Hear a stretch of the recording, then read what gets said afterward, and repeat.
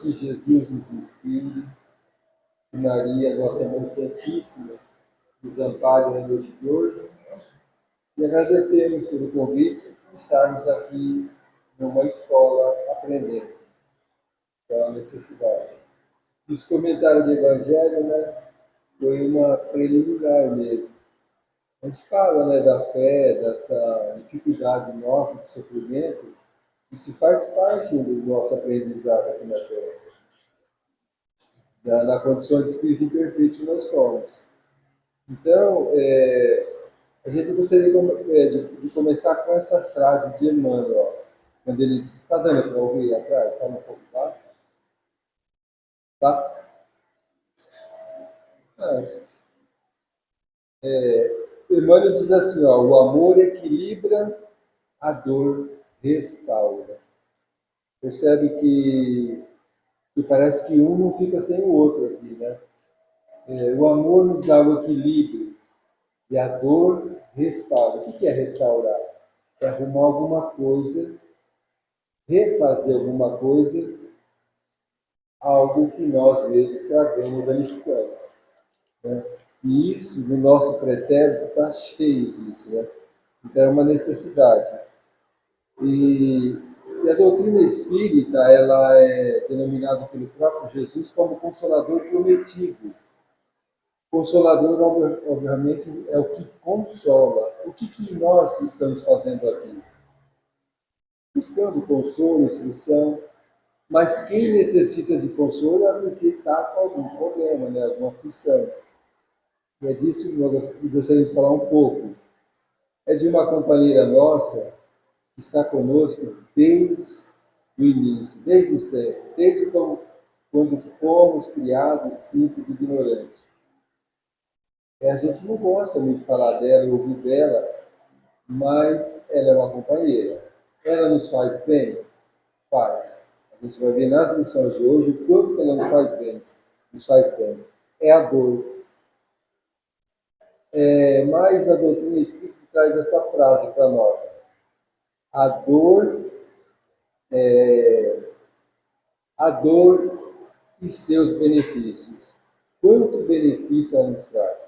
Então, a dor, se a gente for analisar, segundo, né, a doutrina espírita, se não fosse a dor, hoje, nós estaríamos nas condições de viver ainda aquele homem da caverna, né?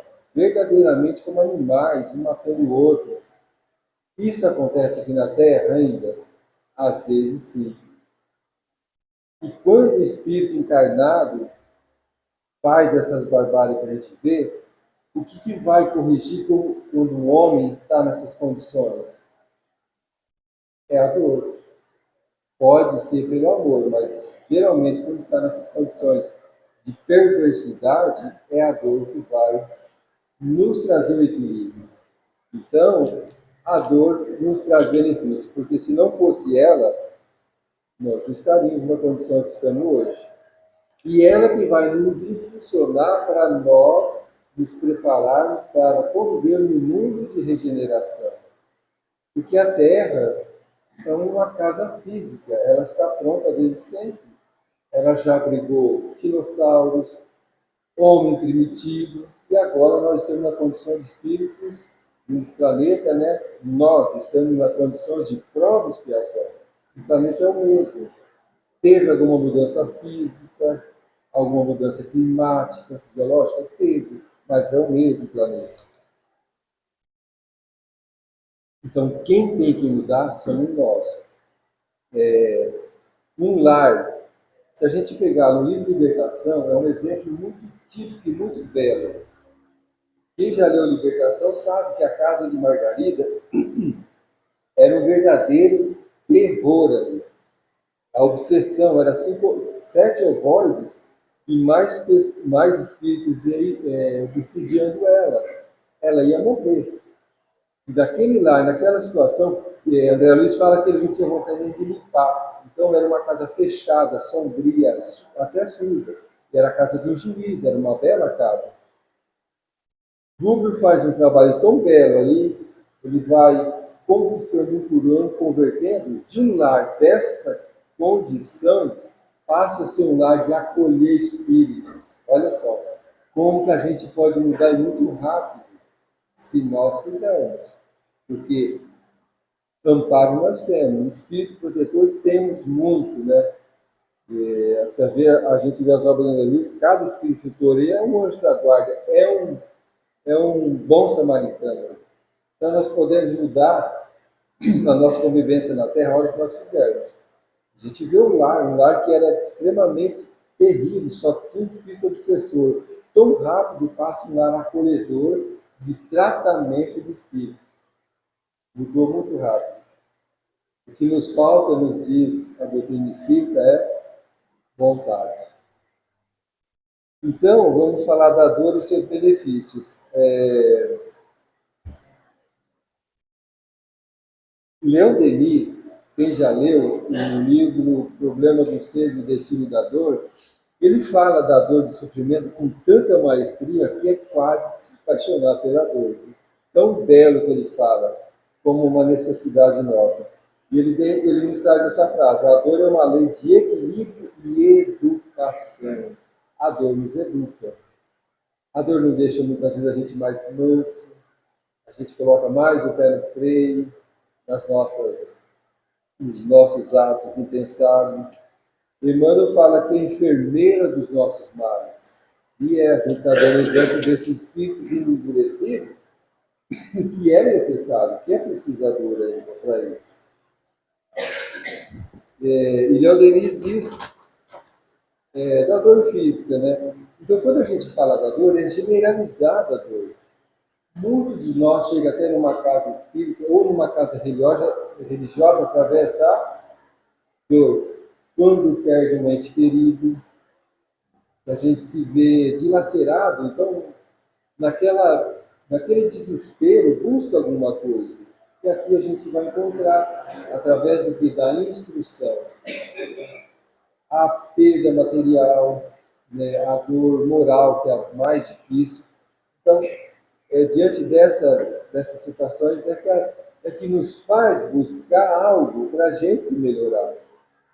Na hora é muito difícil, mas depois que a gente começa a colher tudo, a reforma que ela ajuda a gente a fazer, a gente vai ver que ela nos traz benefícios. Né?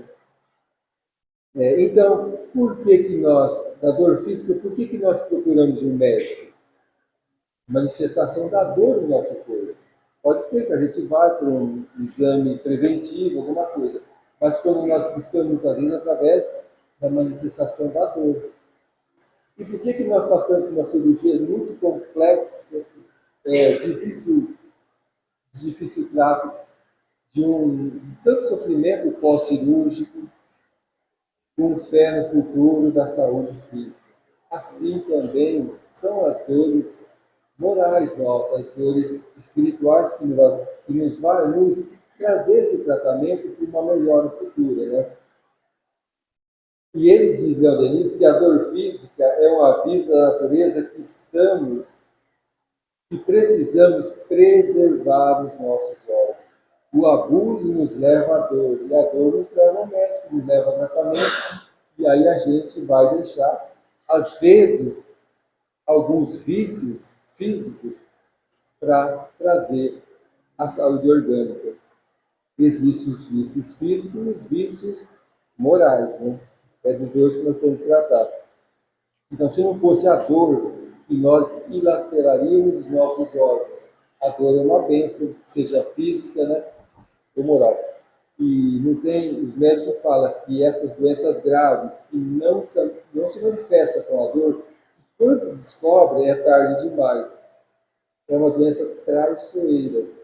Por quê? Porque a dor não se manifesta, a gente não procura, às vezes, o tratamento médico na hora certa, que ainda dá tempo para a gente recuperar, pelo menos, o corpo físico. Né? Mas a razão da dor. Tem essa passagem aqui de Jesus, que é muito, assim, muito bonito. Então, é Jesus, né? Está no livro Jesus no Lar. Esse livro, todas as lições, a gente vai ver que é Jesus na intimidade com os apóstolos, com as pessoas aí no lar de alguém. E nessa noite ele estava no lar e ele foi questionado pela Raquel. Raquel, naquela época, era uma antiga servidora da residência de Cusa. Então ela questiona Jesus no seguinte ponto: olha, por que nós sofremos? Se nós somos filhos de Deus, se nós temos o anjo da guarda, o Espírito protetor, se tem todo um amparo, né, como diz no início do Evangelho, a doutrina espírita, ela não tem uma personagem como tem na primeira que é Moisés, na segunda que é Jesus, na terceira revelação divina é a doutrina espírita, não tem um personagem, mas é todo o exército de espírito trabalhando por sobre toda a terra. Então ela fala assim, que apesar de tudo isso, e que somos filhos de Deus, que Deus é amor, por que nós sofremos? Olha o questionamento que ela faz para Jesus, né? Olha a resposta de Jesus, bem curtinha para ela. Ele diz assim, Raquel, olha só, a razão da dor humana procede da proteção divina. Veja como é diferente, como a gente não quer passar pela dor. Tá certo? Claro que tá. Ninguém tem que procurar a dor, mas se ela vem, Jesus está dizendo que ela é uma proteção divina para a gente buscar tratamento, seja físico, seja moral. O que nós estamos fazendo aqui, buscando instrução, todos nós, sem exceção. E Jesus diz assim, olha, então a dor não é criação divina. Ela estava dizendo bem isso aqui, né? A dor é uma criação nossa. São feitos nossos, ação e reação. Plantação livre, colheita obrigatória. Então a dor não é criação divina. Mas olha como Jesus coloca, a dor é uma proteção divina. É um Pai que nos quer bem, que nos quer ver nos levantando moral espiritualmente. E ele diz assim que o sofrimento, Jesus diz para Raquel, que é como um aguilhão. O que é aguilhão? Aquele ferrão, sabe? Que quando tu os bois para subir no caminhão, na embarcação, e esse aguilhão é que nos força para frente, né? E nos faz impulsionar. Mas parece que as pessoas não entenderam muito bem. Então seria como se Jesus tivesse que desenhar para eles entenderem. Aí ele conta uma história como uma parábola mesmo, nessa lição. E ele diz assim, para as pessoas entenderem, né? Porque às vezes a gente não consegue entender com poucas palavras, como Jesus diz. E ele então conta essa historinha como uma parábola e diz que, olha, ele diz que um anjo, por ordem do Eterno Pai, ele veio com o trabalho de proteção desse homem desde o nascimento até a sua morte. Um homem comum. O que Jesus está dizendo? Tudo que temos, o que cada um nós temos? Um anjo da guarda, espírito protetor. Então ele está falando no geral, do que quanto nós somos ingratos diante desse anjo da guarda. Sem se afastar do protegido, dia e noite ele ficou cuidando, né, como todo anjo da guarda nos cuida. O que ele fazia, esse anjo da guarda? Fazia só para esse homem? Não, faz para todos nós. Jesus está dizendo, olha, dava-lhe medicamentos invisíveis por intermédio do ar, da água, da vegetação, das plantas, sem a gente saber que a gente não reclama. Será que a gente faz, agradece? Nós somos gratos aos nossos anjos da guarda? Quanto problema nos é evitado? Se a gente, e alguns problemas é inevitável por, ela estava dizendo, por culpa nossa. É o que Jesus vai dizer aqui, olha. O homem, todavia, nunca se lembra de agradecer as bênçãos que o cercam, de todo esse amparo desse anjo da guarda. Se uma mãe nos trata muito bem, imagina um anjo da guarda, que é um espírito bem mais superior que nós.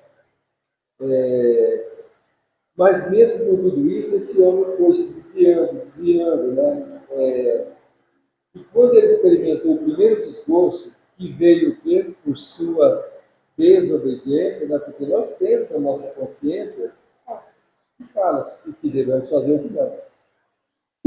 E ele mesmo teimando, ele passou pelo primeiro desgosto, né? Pela primeira dor talvez, e o que ele fez? Reclamou e deu culpa em quem? A Deus. Então, Todo-Poderoso. Ele não era o culpado.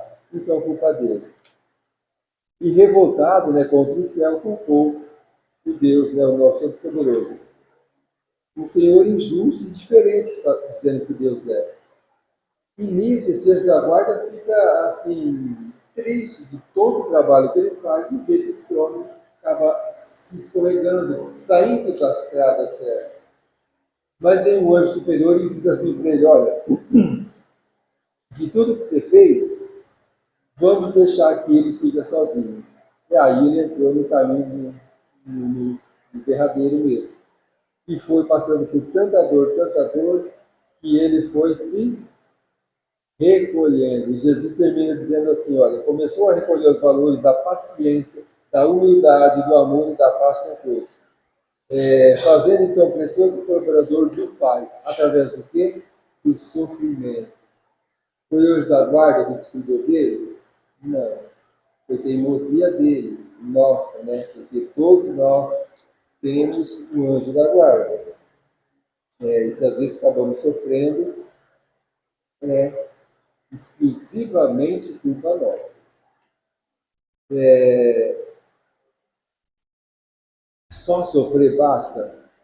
Olha o que Emmanuel traz para nós no livro Vinha de Luz, no capítulo 80. Esse título da lição é uma pergunta: como sofres? Como nós estamos sofrendo? Ele pegou um versículo da primeira carta de Pedro, aquela carta tão famosa que tem aquela frase, né, como uma máxima, quando Pedro anota lá: o amor cobre a multidão dos pecados. Isso é muito profundo, porque todo mal que nós fizemos, nós podemos pagar com amor, sem sofrimento, sacrifício, sim.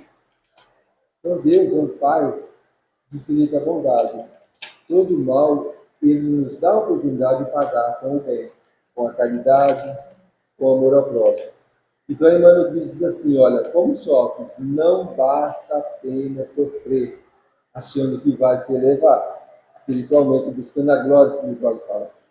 Indispensável é saber sofrer. Por que a gente precisa dessas instruções? Porque falar da dor, às vezes, não é tão legal, mas nós temos que buscar essas informações. E ele fala assim, que é indispensável saber sofrer.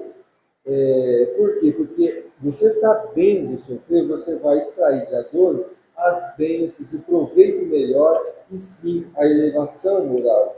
Porque oferece a luz para nós de quem está sequioso da paz. Quem de nós que não procuramos a paz? Às vezes em coisas não erradas. E ele diz assim, que todas as criaturas sofrem, que tudo sofre aqui na Terra. O animal sofre, e como sofre. O vegetal não sofre. Olha nessa época queimada ali, as árvores têm vida. Será que não sofre? Claro que sofre. Quantas, né? Quanta vegetação que não é morta, queimada ali. Tudo bem que a natureza é generosa, ela vai se refazer. Mas muitas morrem mesmo ali. Elas, ali tem vida, uma semente tem vida, segundo Emmanuel próprio diz.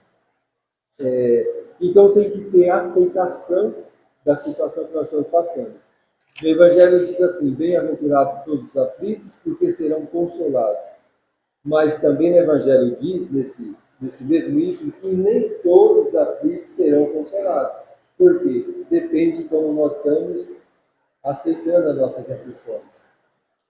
Existe um caso, contado num dos livros de Richard Simonetti, que ele diz assim, que dois homens morreram, desencarnaram, e cumpriram toda a sua vida, tal, fizeram tudo o que tinham que fazer e voltaram ao plano espiritual os dois. Mais ou menos na mesma idade. Morreram os dois, e eles se encontram no plano espiritual, os dois. E ali, conversando os espíritos entre os dois, fizeram uma grande amizade ali. Como se eles estivessem numa sala esperando alguém que viesse acolher e dizer para onde eles iam ser colocados, né? Receber o tratamento e tal. E eles começaram a conversar e tudo que um falava, o outro passou. Ele falava assim, olha, minha esposa morreu muito nova, perdi um filho ainda muito jovem, e foi falando todas as dores e dificuldades. Tudo que ele falava, o outro falava, mas eu passei por tudo isso. Exatamente. O que um passou foi um programa reencarnatório bem parecido, dos dois. Aí chegou a vez de um, foi chamado, ele foi para o céu. E o outro foi chamado, né? Como tiveram uma reencarnação, um plano reencarnatório praticamente igual, ele falou que é o primeiro lugar. Mas ali, esse anjo, né, esse setor espiritual, disse, não, você vai para outro lugar, seria como um inferno. E ele fala, mas como? Nós tivemos um plano reencarnatório igual, tudo que ele passou, eu passei. Aí o instrutor fala assim, mas ele passou tudo aceitando. E você passou só reclamando, e ainda colocando essas reclamações, essa dificuldade no ombro de quem convivia com você. Então, está bem entendido, né? Por que Emmanuel fala? Como sofres? O que nós podemos tirar dos nossos sofrimentos? Né? Segundo esse caso desses dois homens, fica bem claro para nós. Né? E muitas das nossas dificuldades, nossas dívidas aqui, nosso sofrimento aqui, ela estava dizendo aqui no prefácio, que são do passado. São coisas nossas do passado. Mas a maioria é erro nosso aqui. Por que muitos de nós, principalmente se nós tivermos uma idade mais avançada, a gente fala assim, olha, se eu voltasse lá no tempo, eu não faria isso, eu não faria isso. Por quê? Porque nos levou ao sofrimento. Mas aquilo foi bom ou ruim? Tem um lado bom, porque se a gente fala, eu não faço mais isso, porque isso criou como uma vacina para nós, um antídoto. Então, se a gente sofreu naquilo, não faço mais. Mas a gente vai cair em outras pela frente. Porque Jesus deixou uma receita mais precisa para nós, para não cairmos em tanto erro. Quando ele disse em duas palavras, orai e vigiai, para não cair em tentação. Se a gente seguisse à risca essas duas palavras, muitos dos nossos sofrimentos seriam amenizados. Orai e vigiai. A oração, ela não é como se viesse tirar todos os nossos problemas. Se assim fosse, Deus seria injusto, porque são dívidas que nós temos que pagar. É nós. Mas a oração é como uma luz que acende o nosso caminho, nos mostrando os obstáculos, para que a gente se machuque menos, que a gente consiga caminhar melhor, sem sofrimento, mas com sacrifício. Então, essa é a luz. Então, nem tudo que nós pedimos na oração vem. O que Maria pedia quando João Evangelista foi levar a notícia para ela? Olha, Jesus foi detido. Ela se pegou à oração.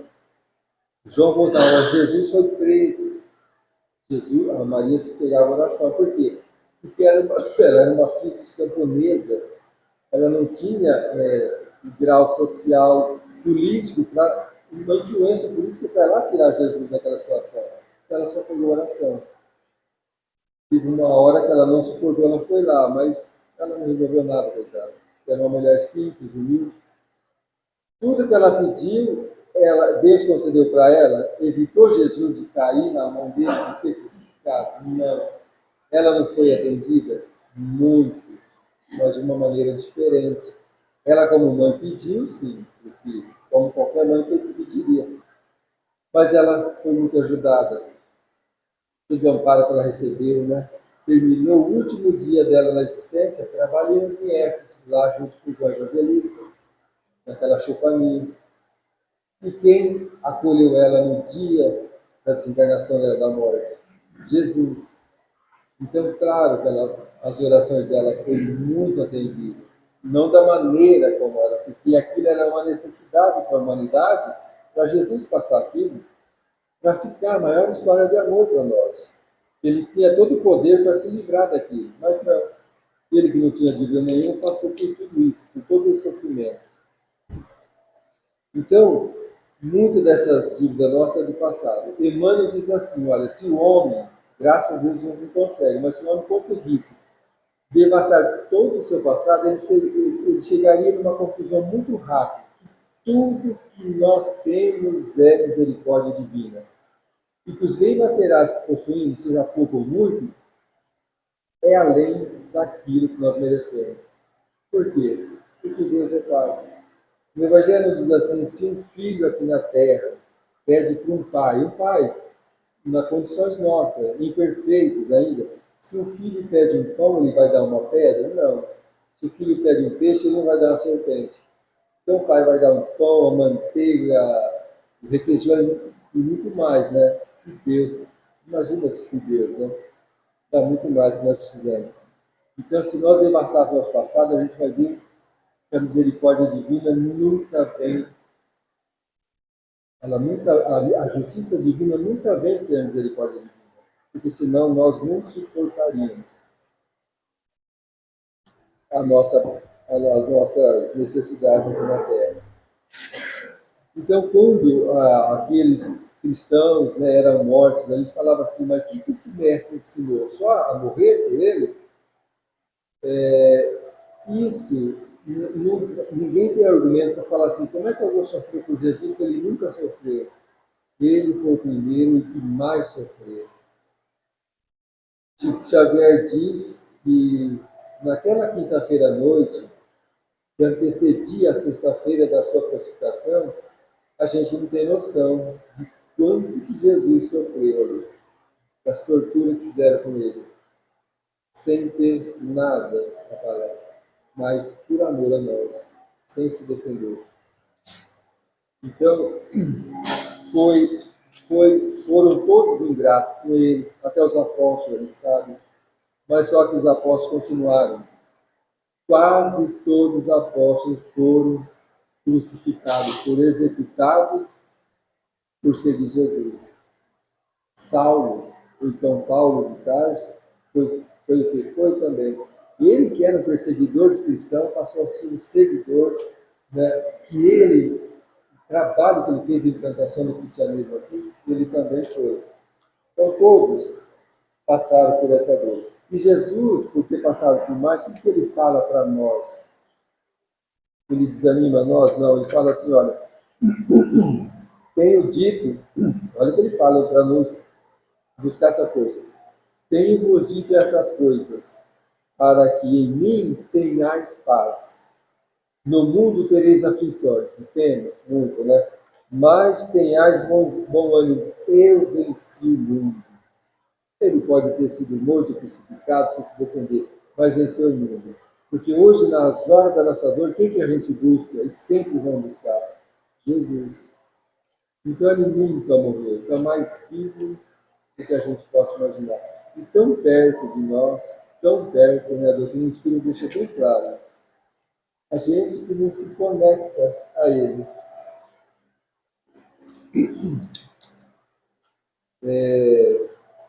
O próprio Saulo, né, quando perseguia os cristãos, quando ele estava indo a Damasco, perseguia Ananias, que era um cristão. Ele ia lá para executar. Mas depois de tudo acontecido lá, quando foi morto Estevão, descobre que é irmão da sua noiva, ali foi um balde d'água em Paulo, né, em Saulo ainda, que ele foi o caminho inteiro para Damasco. Dizem, né, está no Atos dos Apóstolos, que ele não tinha vontade nem de comer, nem de dormir, ele estava totalmente transtornado. E chega lá, na entrada de Damasco, Jesus vem com toda aquela luz, ele cai do cavalo. E aí ele já totalmente convertido fala: o que queres que eu faça? Aí Jesus pede para ele que ele entre em Damasco, que alguém ia refazer a sua visão. E ele vai buscar quem? Ananias. Olha o que Ananias disse para ele, ainda era Saulo, ele estava no início, né? Ananias diz assim para ele: Paulo, a dor humaniza o homem. A dor. Paulo, o apóstolo Paulo passou por dor ou não passou? Todo lugar que implantava uma igreja que era criada, a igreja não é a igreja, é uma sociedade ali, né? De estudo do cristianismo, de Jesus, quase todo lugar ele era preso, era açoitado, apanhado, mas nunca desistiu. E dentro da prisão escrevia maravilhosas cartas. Né? Isso, igual que ele mesmo diz, né? Eu já não vivo mais por mim, vivo pelo Cristo. A dor física para nós, quando a doença chega, falar, eu não acho fácil nem falar, mas falar é fácil. Quem convive, quem passa por essas dores, não é fácil. Ontem mesmo, né, eu já fui num velório de uma pessoa que fomos vizinhos, ele foi criado junto com as suas filhas, mesma idade, né? Desencarnou antes de ontem, né, com 34 anos, com duas filhas, os pais estavam arrasados. Então não é fácil, não é fácil. Mas então alguém pediu? Não. Então isso também estava no programa reencarnatório. Mas por isso a gente fala, tem que ter esse respeito, porque não é fácil. E aí a gente vai buscar, nessas horas tão difíceis, busca uma consolação. E a instrução que nos faz reviver, né? Revigorar, nos dá força. Claro que a saudade vai ser sempre, e ainda bem que é saudável. Então, quando a gente fala do problema físico, é uma depuração espiritual. Olha esse caso que aconteceu em Uberaba. Uma mulher, uma mãe, vai buscar o Chico, talvez não conhecia o Chico, mas de tanto sofrimento, alguém fala, olha, vai lá em Uberaba e procura o Chico para você ter um alívio disso aí. E por que ela buscou o Chico? Porque ela estava tudo bem? Não, porque ela estava aflita. Olha a situação dela. Chico, meu filho nasceu surdo, mudo, cego e sem os dois braços. Essa é a condição do filho dela. Se não bastasse isso, agora ele está com uma doença nas pernas e os médicos querem amputar as duas pernas dele. Chico, você tem alguma resposta para mim dentro da doutrina espírita? Veja, né, a aflição, o desespero dessa mãe.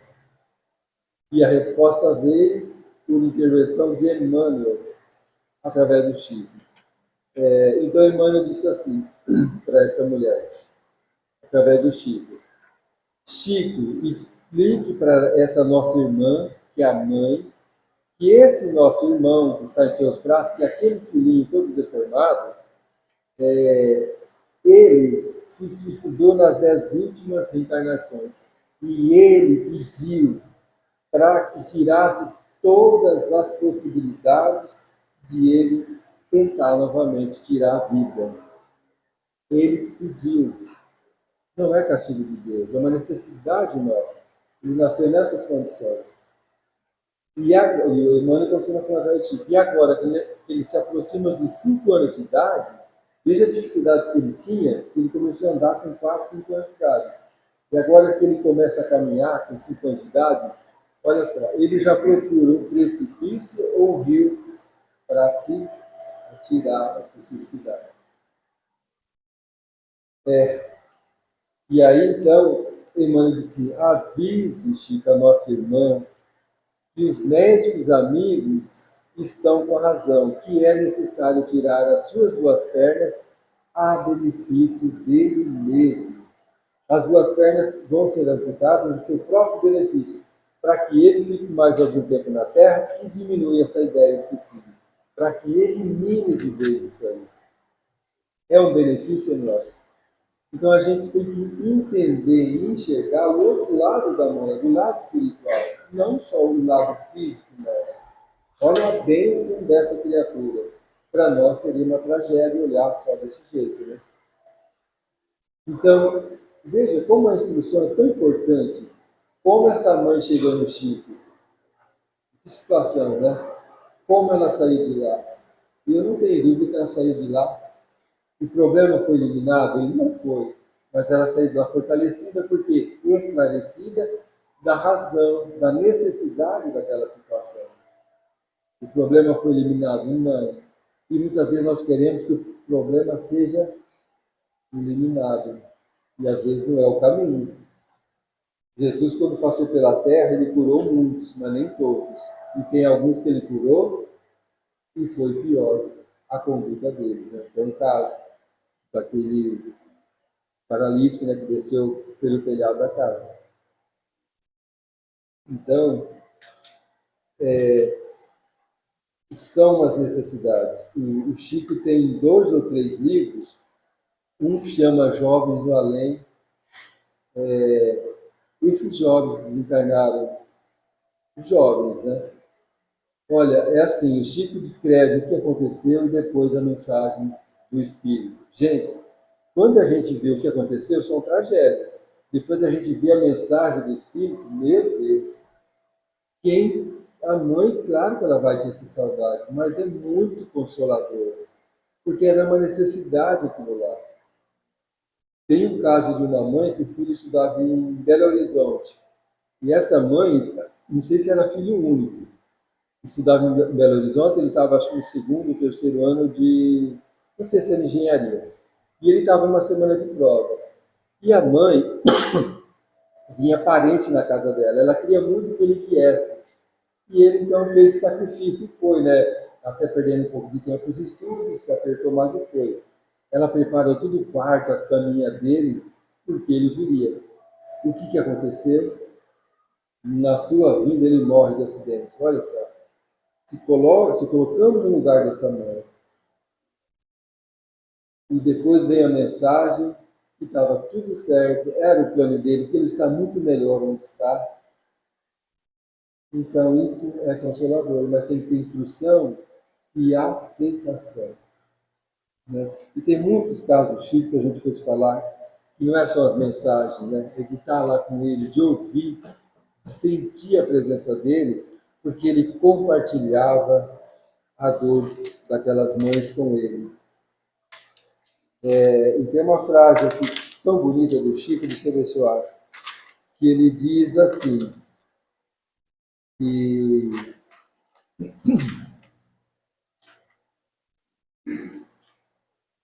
olha, é o Chico dizendo, olha, quem mais sofre no mundo é quem tem mais tempo para si mesmo.